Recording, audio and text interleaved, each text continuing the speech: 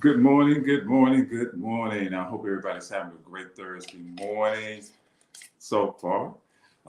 You heard the music. It's a little after 9 o'clock here on KABF 88.3 FM, Voice of the People Community Radio. So you know it's time for the workplace here exclusively on KABF 88.3 FM. I'm your host for the workplace, Toney Orr.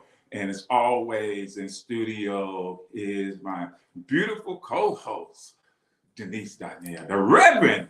Let me back up. The Reverend Dr. Denise Darnell. Salbona, good morning. Grand rising to you. Okay. And always the workplace is sponsored and underwritten by United Labor Unions Local 100 for the people and by the people. It's been a while since both of us have been in the studio for either community voices of the workplace. So it is good to be back in studio with you, Denise. Hope everything has been going great. I know there were some times when I was in Brazil, and then there was some times with some other things going on. So let's get right at it. First of all, I just want to thank. Oh, okay. I do have some announcements. You say let's get right at it. So before you get started, can I make the announcement? Yeah, I was going to get to them. Oh, okay. Okay.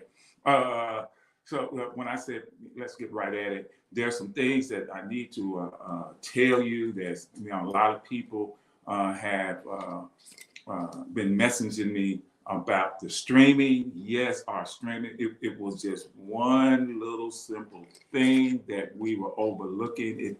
It was showing on our system that we were streaming, but all the different platforms could not receive it. And what it was is that as we were entering in, we have to go into the system and enter in a password. And it was one letter that should have been uppercase that we were putting at lowercase. And once we fixed that, we were back on and we started streaming again yesterday. So sorry for that inconvenience to all of you who are trying to listen to different shows here on KABF 88.3 FM over the last week or two. Then, we just couldn't figure it out until our IT guy sat down with us yesterday and went through everything with us. So we were glad to get that back on. Also, next Monday, Tuesday, and Wednesday, Tuesday and Wednesday in particular, there will be no live shows. Everything will be automated. We will still be broadcasting, but it will be no live shows.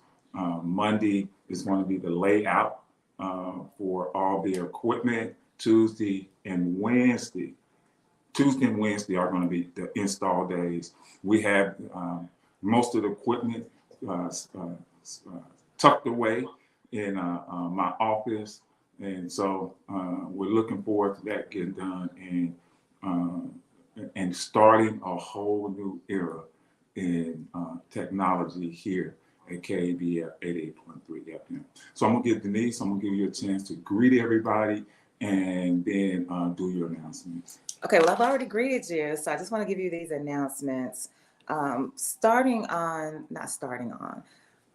Monday, October 9th at 6 o'clock p.m. is when the doors open. But the monologue slam starts at 7 o'clock at New Deal Gallery right here at 2005 South Louisiana Street in the city of Little Rock in the state of Arkansas, zip code 72206. We are looking for you to come in so that you can do whatever. It's a competition. So there are prizes for you to do your monologue. You stand up and you read, you recite, you emote, you express whatever it is that you have on your mind. We will be there the entire night, however long it takes all of you to perform your piece. We will be there at the Monologue Slam right here at New Deal Gallery in the city of Little Rock. That's on Monday, October 9th. It starts at 7 p.m. The doors open at 6. Saturday morning at 10 a.m., want to make sure that you know a freestanding historical marker will be installed at an intersection in downtown North Little Rock to honor a Black man who was lynched at the site in 1906. This is sponsored by the Equal Justice Initiative, where we get our tidbits from every Tuesday, and the Arkansas Peace and Justice Memorial Movement with Kwame and Clarice Abdul-Bey. So Homer G. Blackwell, who was locally known as Blackman, was a successful entrepreneur, and he was lynched at this site, and you are invited to come to the marker installation ceremony that will begin at 10 a.m. on 6th Street between Main and Maple in North Little Rock. So that's this Saturday, the 7th of October, 10 o'clock a.m., 6th Street between Main and Maple Streets in North Little Rock. We will be there to honor and celebrate the life of this man who was exonerated after having been lynched because he was accused of shooting someone that he did not. So we will be there. Hope to see you. That's it. Okay. So I have a few announcements I want to get out. Attend Advancing Housing Policies in Rural Arkansas. A change. We are continuing the affordable housing conversation with a focus on the rural areas of Arkansas on October 13th, and you are invited to join the conversation. 2 national housing experts will be presenting: Jonathan Horowitz, Director of Public Policy at the Housing Assistance Council, and Kayla Laywell, Housing Policy Analyst at the National Low Income Housing Coalition. We will also have a panel of housing experts from Arkansas. When? October 13th, 2023, from 10 a.m. to 2 p.m. And where? U of A Cooperative Extension Service State Office at 2301 South University Avenue in Little Rock, Arkansas 72204. Advancing Housing Policies in Rural Arkansas, Friday, October 13th, 2023, from 10 a.m. to 2 p.m. And it's going to be the U of A Cooperative Extension Service Office, State Office, 2301 South University Avenue, Little Rock, Arkansas. Also, on November 1st, Bank on Arkansas celebrating 5 years. You are cordially invited to Building Beyond the Bank Account, celebrating 5 years of Bank on Arkansas. This is going to be Wednesday, November 1st, 2023, from 10 a.m. at the Bank of Ozark headquarters, 18,000 Cantrell Road, Little Rock, Arkansas 72223. There will be light coffee and breakfast will be served beginning at 9:30 a.m. And we will continue to report, announce that up until the day that of the event. Community Health Impact Conference, Saving Black and Rural Lives Through Food Sustainability. This is going to be October 18, 2023. And it's going to be at the venue at Westwood, 7318 Winsome Drive in North Little Rock, Arkansas, 722113. On the 17th of October, there's also going to be a virtual discussion about the same issue, saving Black and rural lives through food sustainability. Arkansas ranks second in the nation in food insecurity. Food insecurity disproportionately impacts Black and rural communities. People who are food insecure are more likely to have a chronic disease like cancer or cardiovascular disease. So join us for 2 exciting days of workshops, learn how to start a community garden, and develop sustainable food solutions. The contact number is 501-777-8398. That's 501-777-8398. Or you can email sjcoalition@uams.edu. That's sjcoalition@uams.edu. So what we want to talk about today, for those who have been paying attention, there have been a lot of strikes happening around the country. We know right now that the United Auto Workers are on strike. We know that the actors are still on strike. The screenwriters came back. They said, dispute and went back to work. We know that UPS averted a strike. The railroads earlier this year were planning on going on strike, and they were averted, and that was averted. Right now, Kaiser Permanente, which is one of the largest healthcare providers in the country, those workers, over 75,000 workers, are threatening to go on strike, which would really disrupt a lot of healthcare services for a lot of individuals. Last month, the city of LA workers went on a one-day strike. And with all these strikes going on, and people are wondering what is going on, a lot of people may say that, workers are selfish for going on strike. I did hear somebody comment on that a couple of days ago, that they were saying that these workers are not concerned about the people they serve, especially the healthcare workers of Kaiser Permanente, that they were doing a disservice to the people they serve by going on strike or even threatening to go on strike. And the one thing in this conversation, I asked the person, I said, well, do you believe that workers are being treated unfairly? Do you believe wages are not proportionate to what the work that workers do? And they agreed, which made me think about a study by the Pew Institute that said that 70% of Americans support workers' rights. 70% of Americans support workers' rights, which is ironic in what the person was saying. If you support workers' rights, but you don't want workers to stand up for their rights, it really doesn't make any sense. And what's happening, is that workers are fed up. They're fed up. Just watch the money flow top heavy and not flow down to the people who are doing the majority of the work. Workers are upset. They're tired of being mistreated. They're tired of being disrespected. They're tired of just not being heard. Wages have stayed stagnant in so many different industries, but the prices of commodities has gone up.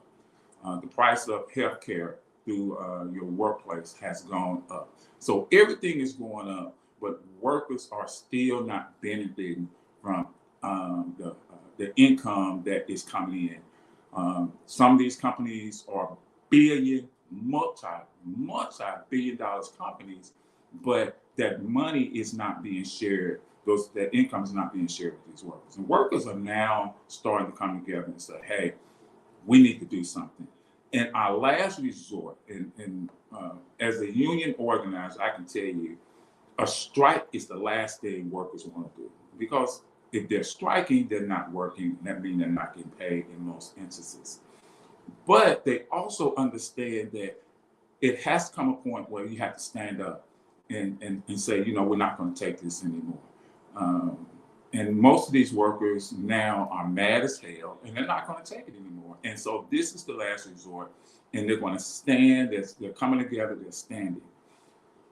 One thing that was very interesting, going back to the United Auto Workers strike, and this is where strikes really pay off in a lot of ways. Tesla has raised the wages for their workers. And the reason Tesla did that, because they don't want to strike. So as workers start to realize that the power rests with them, the power always rests with the workers because they are doing the work. And so if the power rests with them, then how do we get workers to understand that if you're not willing to stand up and fight, if you're not willing to push, if you're not willing to challenge, then how are you going to get some things changed? Like I said earlier, we don't, as a union, we don't, push for strikes. But if that's the way we have to go, that's the way we will go. So I want to have that conversation this morning. I know I threw a lot of stuff out there. But if you want to comment on it, if you want to have discussion on it, if we want to want to take a deeper dive into it, give us a call at 501-433-0088, 501-433-0088. What is your take on it, Denise? I want to give you an opportunity to comment. Well, right now, I just want to make sure that we say, hey, grand rising to Mayor Lisa Hicks Gilbert. Right here on Facebook, we see you. And just listening to you, Toney, I'm reminded when Mayor Gilbert showed up on the feed of somebody who said, look, I've been sitting back watching what y'all doing and I am fed up and I'm not going to stand for it anymore. She ran for office and now she is there and doing the doggone thing. I see you on Facebook, Mayor Gilbert, making sure that you are doing the work for the people and getting it in. So thank you so much for your witness, your living witness of what it means to be fed up and then to do something about it and to make a difference. That's what I wanted to say. Okay. I was asking, did you want to comment on? Well, I'm kind of waiting for you to land somewhere. Like you just kind of threw a lot of stuff out there about all of these different people that are striking or wanting to strike or something like that. So what are you saying to us? What I'm saying is that at some point in time, as workers, and not just workers, but really as community, there has to be this idea that if you are in agreement with workers, if you are in agreement that workers aren't being paid, if you are in agreement that community needs to be changed, if you are in agreement that some things need to happen, then there has to be a moment where you say, you know what, I'm going to stand up and I'm going to push back. I'm going to fight back. And, whatever, maybe consequences, but in these consequences, something will change. Something will happen. It's one thing to complain about what's going on in your workplace or what's going on in your community.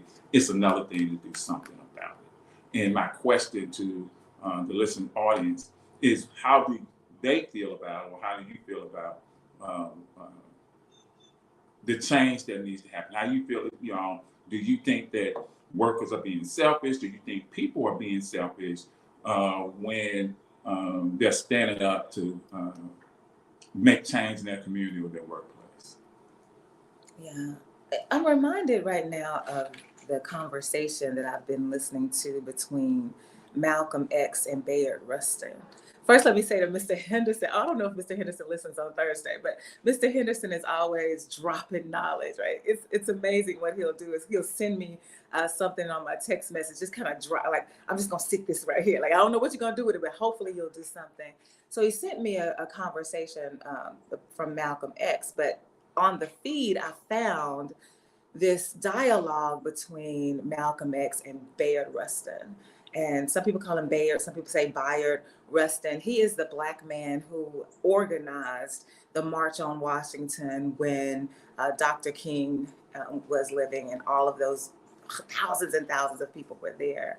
And Bayard Rustin is a man who is gay. And because of that, the leaders of the civil rights movement, the Black folks, did not want him to have be as visible, because most Black people, especially Black men, especially Black Christian men, are homophobic.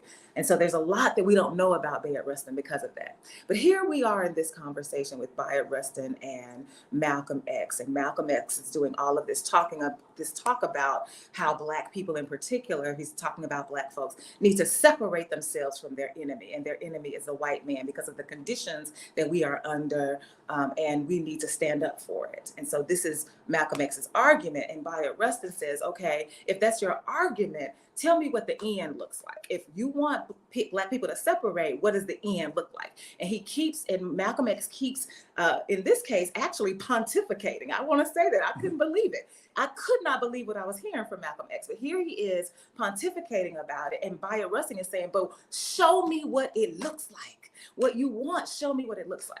And so I wonder, for many of the people, especially in Arkansas, the workers, when you say, oh, well, you're fed up, then you need to do something about it. You need to, if you think that you deserve better rights, then let's fight for them. But I wonder what leader for them, because I'm not talking about some Jesse Jackson, what leader in the workplace has, or not, I don't even think it has to be one person, but what do you put together to say, this is what it looks like to fight? Because I believe a lot of people want to fight, but they don't know, like, show me what we are demanding, show me how that affects my life, show me the difference that it's going to make, help me understand why it is important for me to sacrifice my livelihood for these gains. And especially when we talk about Black folks beyond the workplace, that is what is crippling us. We don't know what the end is going to be because we have not sat down to have that conversation. And I wonder if the same thing is happening in the workplace. Yeah, yes, I will agree with you. What has happened, and I just want to go backwards to answer that question, because when unions were strong, it was coming out the early 20th century when the so-called Industrial Revolution was taking place, and unions, the workers saw that this is what, the leaders of the union saw that this is what we're demanding. This is what we're trying to get. We're trying to get equitable wages. We're trying to get, better working conditions. And with, and if you get that, then that would translate into better homes, better communities, and the workers could see that. And so that was something they could rally around. As time went on and unions became strong, and that unions were actually the biggest driving political force in the country for a while. And what happened is when this idea, and a lot of it started with Dr. King, as he was pushing for when he was pushing civil rights, he got labeled as a communist, and I think he got labeled as a socialist, he got labeled as a communist, and people started looking at Marxist ideas. They started looking at Karl Marx, who favored. His idea was the worker. His idea was the people, that the people have to rise up and that the people were more important. And when people started to see that, they started to look at unions as a threat. And they said, if the workers start to take over, then that means that it takes away the power from the bosses. It takes away the power from business. And so that was this concerted effort to push back on unions. Now, what happened is unions did not fight hard enough to push back on that. And when you started, then subsequently with the right to work issues coming in, unions started to lose a lot of their power. And now, when you talk about unions didn't do a good job of going in and looking at, and especially the smaller mid-level unions, they didn't go in and start talking to workers about, this is the end game. This is what we're demanding. We're demanding better work environment. We're demanding better wages. We're demanding better benefits. But they didn't take it that step farther and say, if you get this, then that's going to affect your community. It's going to affect your home. It's going to affect everything else. It became all about the workplace. And if it's all about the workplace, then a worker will look at, okay, if all I'm fighting for is just in this workplace, what happens when I leave the workplace? It has to be something beyond the workplace that will inspire a worker to say, you know what, this is worth the challenge. This is worth the fight. And so that's how we, and when you don't have that end game, when you don't have it, it makes sense for a worker to say sometimes, well, you know what, all I want to do is just do my 8 hours and go home. I'm just going to be here for 8 hours. It's not going to affect anything else. And so I hope that answered your question. Well, I definitely have something to say to that, but I see your phone is ringing.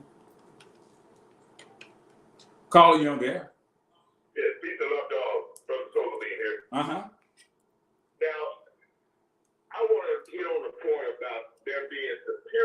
workers and inferior workers. Now, every time we look at coming up with talking about reparations, and that's the inferior workers that have to go daily to survive. But the superior workers, they always, they cause a problem and then they say they solve a problem, but at the same time, it's always a refinement of the system of white supremacy racism. And I'm wondering why we workers, they say everybody works all around the universe because you got to do something to survive. But why haven't we as people of color went on strike for reparations? Now, when we were talking about reparations about a year ago or so, the first thing they do is throw us off with some kind of major strike. And this is what I see is they always got a way to get our minds off of getting justice and telling the truth about things. But, what do you think about that? Like I say, we got the superior workers, which is the white supremacists, and then we have the inferior workers. I know what you're talking about, the daily unions stepping in and doing this and that. But at the same time, we all work. We all have to survive. But why haven't we been smart enough to know the tricks of these guys that come up with these weapons of mass destruction from keeping us from getting justice? They get justice to the the messengers, but at the same time, they throw us off when it comes to reparations. That's my question. They say all problems are solved with questions and answers. We need to come up with an answer for why the superior workers, always throw off the inferior workers. And peace and love to all.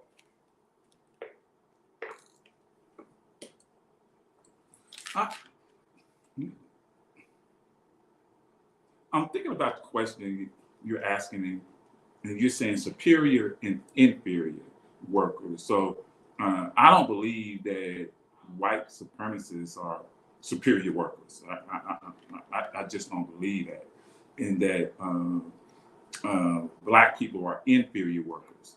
What I believe is that the system of white inhumanity has created that idea, but I really don't buy into it. My thing is, when you were saying superior, inferior, I was thinking about, in my mind, I'm thinking about how a lot of businesses who are against unions will say that, there are good workers, there are not so good workers, or bad workers, however you want to frame it, and that we don't believe that, we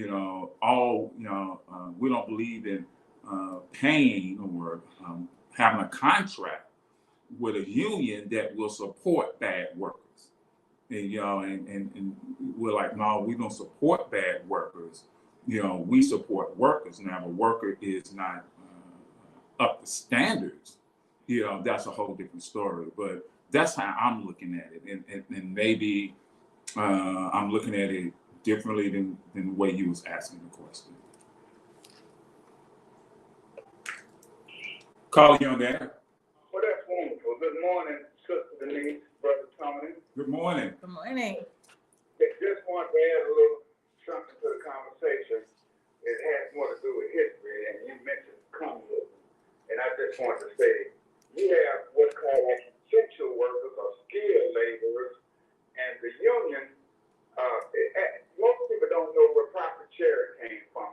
Talk about the accomplishments of these unions, Tony, sometimes. Let people know how important they have been to everyday working people. If you got profit sharing, that's a result of unions coming into the business and putting these folks in that you don't have to share some of these gains that you've got. People don't even know that for the most part. That's an accomplishment of unions. And when you come to name calling and race-based and all like that, let's think, not too long ago, members of the legislature were calling the teacher union communists.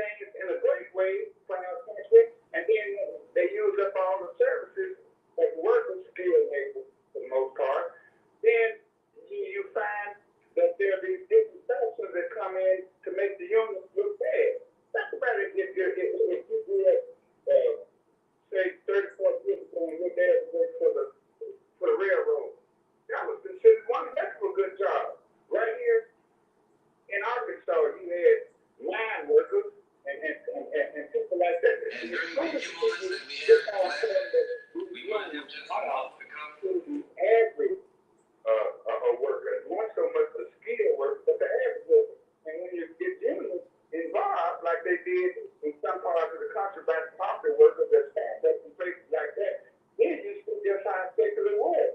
Like the farm workers out on the West Coast, where that lady and say the suburbs got recognition for people.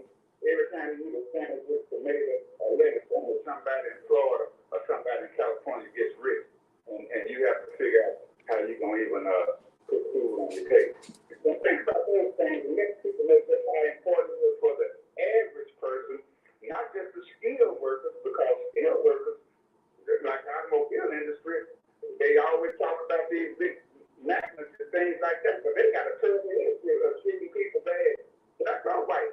White folks left the South by the hundreds to go to work in those pop factories up north and those different meat packing factories and to make a living so their families can leave the South and go north and live a better life. Not the best life, but a better life. So I just wanted to add that. And they always said they were communism because that put a stink on it. But they said that the school teachers were communists at one time right here in America. Ain't been that long ago. A lot of folks today don't realize just what the struggle has been about. They were not around then, and they came about in a time and an era when they don't see what's really going on. I hear people all the time. It's sad. Ain't no white man never did nothing to me. You know, they don't know what the problem is. We don't have to worry about all these folks that's doing things today. We had to put up with people like Maddox, the governor of Georgia, Wallace, the governor of Alabama. We had to put up with people like the governor of Mississippi, right here in Arkansas, the governor of Florida. We had to put up with people like that who call out the National Guard. 9 kids going to school. We defeated them folks. We got over on those people. So we have to come together and still work to do whatever we need to do to get ahead again. And I just want to add that. But tell me about the accomplishments of the union. They don't even know what profit sharing how it came about, Ron. And I know you do because you're an organizer. I'm just an advocate. I'm not an activist, but I remember a lot of history. Thank you very much for letting me speak. Y'all have a blessed day. Good to speak. I know you're going to play. Well, I don't think it's going to be a rainy day tomorrow, but I've got a schedule to keep up with a function, so I won't be playing dominoes. But I plan on getting back in and out of the temperature, getting a lot better. Maybe we get some more players too. Y'all have a blessed day and don't want again. Caller, you on there? Caller?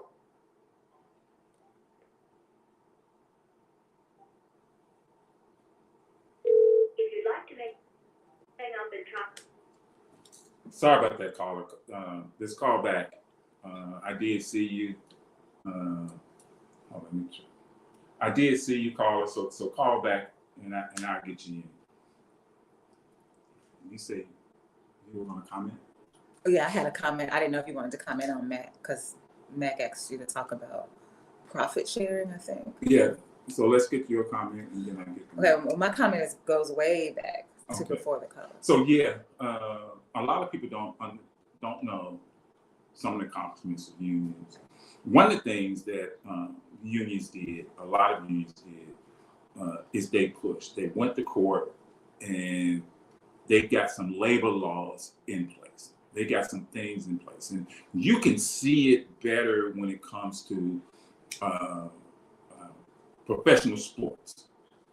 The NBA Players Association is a union. The NFL Players Association unions. NBA. They have this profit sharing where it is stated in their contract with the owners that 51% of all revenue generated in these sports go to player salaries.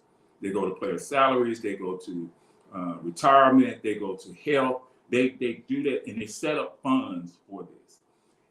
And Walmart is another company that offers profit sharing. Tyson offers profit sharing, where you can, well, now let me take that back because you have to buy the stock. I'm trying to think of a company that does this, where as you work for the company, they automatically take money from the profits and they put it into whether it's a retirement plan, whether it's in a 401k plan. In some of these plans, you don't even have to contribute. The state of Arkansas has that same type of system, that if you work for the state of Arkansas, and if you work 5 years, you're automatically vetted into their retirement system. So that's part of what they call the profit sharing, that the money that we generate is we're going to transfer that money to you somehow in some different way, so that you be a part of it. And in a lot of unions, they have that written into the contract, that whatever, that a certain percent of this money that is being generated will go back into the employees' pockets somehow, some way, in some source. I wanted to go back when we were talking about unions, and you said you were talking about how unions did not push back on some of the things that were happening to them, and they did not do their due diligence. Mm-hmm. And I am one who always wants to make sure that we keep race on the table, because we want to pretend that race is not the same issue as it was in the past, but it absolutely is. And so it's my understanding that in the union, in the formation of the union and thinking about how unions are going to work together, there were union members who decided that they did not, part of the union, part of its commitment to each other was that you recognized each other and you acknowledged each other as brother. And there were people who were in the union who did not want to call, there were white people in the union who did not want to call Black people in the union brother. And so in the union itself, it is divided by its racism, which then reduced the level of efficacy it could have, whether you're talking about in the workplace or beyond. The fact that you cannot see me as a coworker, the fact that you cannot see me as a peer, the fact that you cannot see me in my Black skin as human, then you don't want to fight for better wages with me. You don't want to fight for better healthcare with me. You don't want to fight for those things because you already, going back to what something Solar Beam said, you consider yourself the superior worker and you consider me the inferior worker just because the color of the skin has nothing to do with performance on the job. And so racism at the beginning, I don't know if it was at the beginning, but racism played a role in diluting the power of the union. And so even now, the union has not gotten back to those, what people would call the glory days of whenever the unions were, because race played a factor, and race continues to play a factor in our workplace. And and no doubt. And so then you were talking about, so they wanted to, workers are raising up. And so then the companies are like, wait a minute, we're giving too much power to the workers. We need to have this power to ourselves. I think another death blow to us as workers is when, I don't even remember the law right now, but when it was decided that corporations could function as people. Right. And so these are intentionally designed steps that have been taken to silence the voices of the worker. And so the workers have to be able to come together, and you can't come together if race is in the way. You can't come together if class is in the way. You can't come together if sexism is in the way. You can't come together if homophobia, trans, all of that is in the way. You can't come together. And so when Solar Beam is talking about these mass distractions, we're so worried about what's happening in somebody's bedroom. We're so worried about whether a drag person is going to be singing a song. So worried about stuff that has nothing to do with how you are living your better life, trying to get to your best life. And that's what we get distracted by, because we don't want to deal with the real issues, which is racism. And you're so right. And just going back and you hit on, well, you didn't hit on it, but you kind of mentioned it. In the beginning, when the AFL and the CIO and the Pullman's Union, when all those were separate unions, they became one. In the 40s and 50s, they became one. And there was at that time, there was really no division, because it was all about how do we work to get better. And it didn't matter. When the civil rights movement started to push start to really, really push, that's when the right to work laws start to come out. Because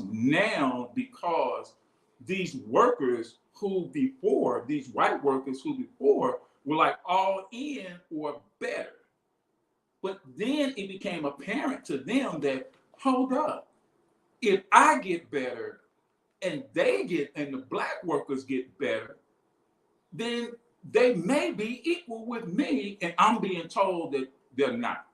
And once that happened, once that attitude that is still being still a part of the workplace, still a part of unions, that needs to be taken out of. It needs to be addressed, and it's so difficult because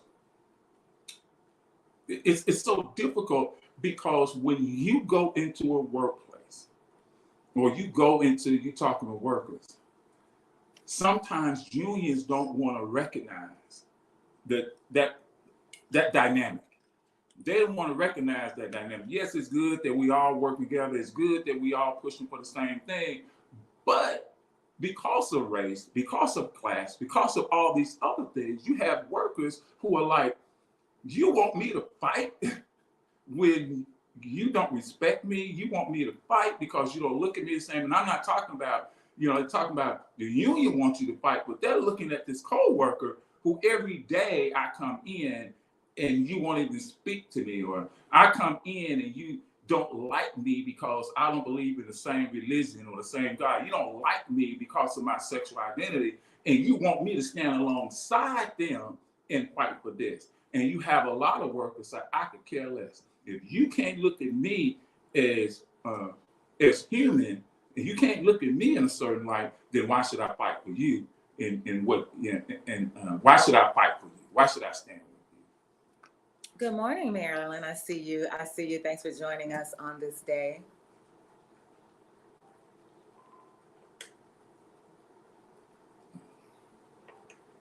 Calling you there.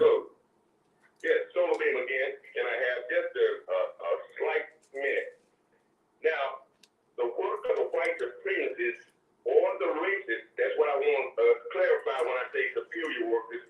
The racists, their work is designed to keep them masters of the non-workers in all areas of activity: economics, entertainment, education, labor, law, politics, religion, sex, and war. Now, I was back to the point is talking about reparations. The non-white people, why is it that they always have weapons of mass destruction? I know you stuck on the unions and stuff, but I want you to know that you are just a messenger. And when I say a messenger, you still have to answer to those white people that are your superiors.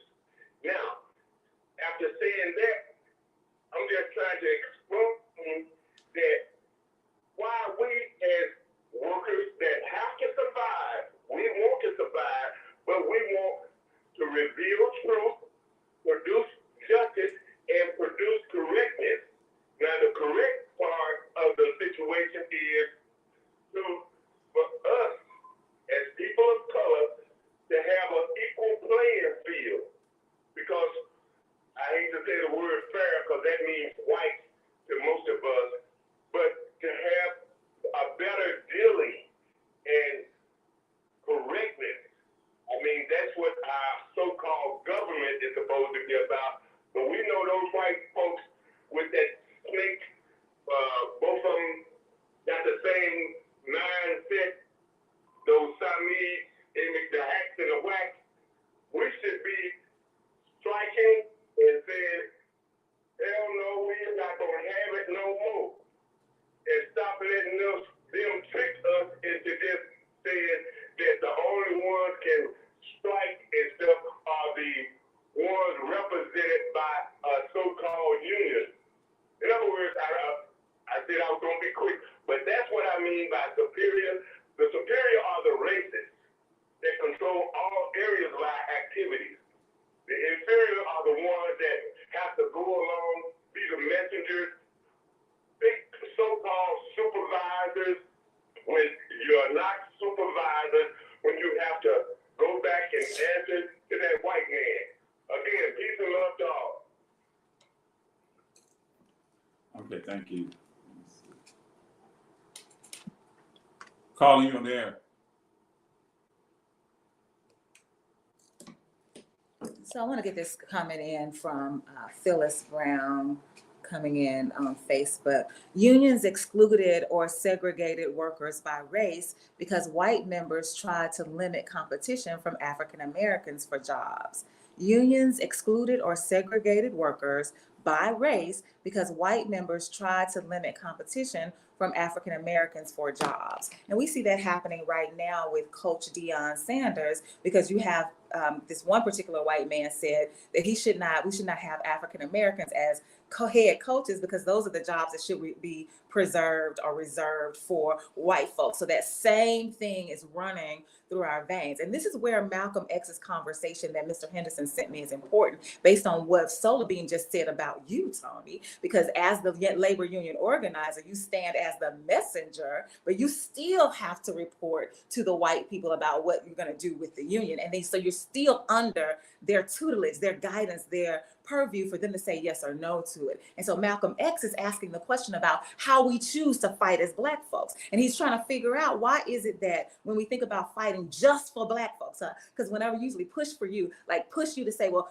fight for Black folks, you're like, well, I got to fight for everybody. That's what you always say. And so Malcolm X is like, Black folks, we can't fight for ourselves. We can't seem to figure out how to fight just for us, but we can go to war and fight for the white man, and we can bleed for him, but we won't bleed for ourselves. And so the question becomes, how do we actually have a real conversation about what workers ought to do if the leaders of the workers are in collusion or are complicit with the corporation because of your position?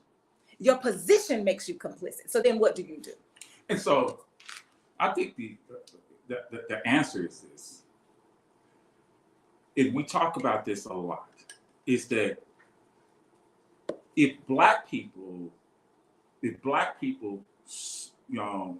and they can do this, if they create their own businesses, if they create their own companies, if they create that, then you can. And I believe that then you can have this, that it's just a straight fight for Black people. I think one of the things that is so complex that I think we fail to realize it a lot of times is all these isms are intertwined. So me, and I'm talking about me. When I step into a workplace, I automatically know, yes, I'm there for those workers, but I can't separate myself from being a Black man. So when I go in, I'm helping the workers. I'm also helping my Black people in whatever issue they have. When I go, yes, my union is led by a white man. Most of the 99.9% of the facilities or the companies that I have contracts with are led by white people. So now I do have to go to them and I have to demand. And when I demand, I'm demanding for everybody, but also I cannot forget that there are Black people who are suffering from this work environment. So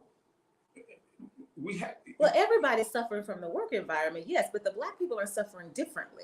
And I don't believe that is always taken into account with the work that you do, because you're fighting for the work, all of the workers, that's yes. But if you're not taking into account the discrepancies in the work, the disproportions in the impact of the suffering, then that means that you're not focused on the Black folks. And so, yes, I am. Yes, I am, because I bet you cannot tell us right now the differences, the different ways that Black workers are impacted in all of the places where you have contracts. I bet you cannot say, well, this is happening to all of the workers, but in this particular area, this affects Black people in this way differently from the way that this affects. Oh, yes, I can. Oh, okay. Well, you don't never talk about it. Yeah, yes, I can. It's just to give you an example, just a quick example. Last week, I had to argue a case. I had to argue a case at DHS that I was successful in. it was a Black woman. Now, by their policy, by their rules, where they said we treat everybody the same, that's a lie. Because you're treating her differently, and you're treating her differently because she's Black. And the reason you're treating her differently because she's Black is that she didn't speak the language that you felt like she should have spoke, that she didn't address something the way you thought she would address. But here's the information that I have. Here is what I pulled from your own DHS files, that there were 4 or 5 white people that did the same thing and didn't receive the same. Yeah, so you raised the issue because there was one person who filed a complaint. That's not what I'm asking you. Yeah, and so I see that when, like I said, when I go in and talk to workers, when I talk to them as a whole, that's one thing. But when I pull Black workers off to the side, I know exactly what you're dealing with. You can tell me what you're dealing with because as a Black person, I deal with the same thing. So I can understand, I can know how to fight that. The dynamic comes in is, how do I get these white workers who have this idea that where they think they're better, where they think they got privilege, where they think this, how do I get them to understand that this Black worker is just as important as you? How do you get them to understand that? That is, if I could figure that out. So because you aren't able to get them to understand that. So the Black person cannot benefit from the conversation if you can't make that happen. So then what do you do? What I do, the only thing you can, and it's the same dynamic that plays out in this country. You're trying to get them to understand. Now, does that mean that every white worker doesn't understand? Yes, some of them do. Collectively, a lot of them don't. But you still have to figure out a way. You still have to fight for that dynamic to come together. Yeah, but you said you can't figure out how to make it happen. And so this is the dilemma. And this is what Malcolm X is saying. He's saying, if you want to make sure that you are able to live your best life, to be better, you got to figure out how to do it on your own. You can't try to figure out how you're going to do it with them. You can't figure out how I'm going to, negotiate, because his argument was against integration. And so that's what he and Bayard Rustin are fighting about. Like, what does it mean to integrate, and why is that what we want? You got to say, wait a minute, what are we going to stay in this place and keep begging and pleading and trying to get them to understand that I am human? See me. Are we going to keep doing that? Or are we going to say, enough is enough? We done. We out. That is the question. That's a good point. Hey, we out of time. Hey, I have enjoyed the conversation. I hope it has enlightened you. I hope it has put some things on your mind. It's put some things on my mind. And I really appreciate that's what we try to do. Any final words, Denise? Hey, so remember, there will be no dominoes in the park on tomorrow. No dominoes in the park on tomorrow. I will be out of town. And I think Denise has some things that she has to do. So it won't be, is that correct? Domino's the park is your thing, and you canceling it, we canceling. And so remember, next Tuesday and Wednesday, we'll not have any live shows. It'll all be automated. Thank you for tuning in today. Enjoy the rest of your day. Enjoy your weekend. Peace out. Thank you, Mayor.